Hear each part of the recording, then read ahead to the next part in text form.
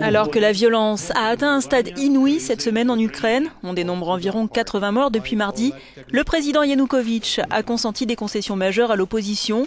L'accord de sortie de crise signé hier prévoit la tenue d'élections anticipées, la mise en place d'un gouvernement de coalition d'ici à une dizaine de jours, ou encore un retour à la Constitution de 2004.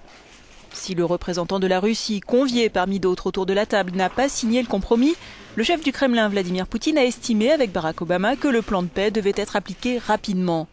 Le retour à la précédente constitution a déjà été approuvé au Parlement, ainsi qu'une loi permettant théoriquement la libération de l'opposante et ex-premier ministre Yulia Tymoshenko.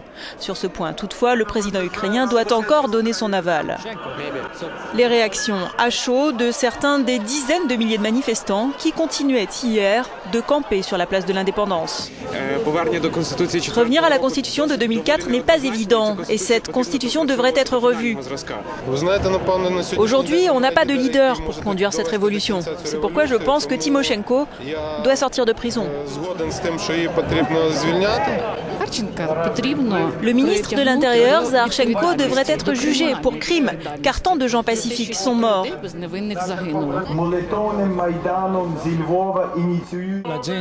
Après les événements de ces derniers jours, commente notre envoyé spécial, les gens affichent ici un certain scepticisme quant à la portée de l'accord signé.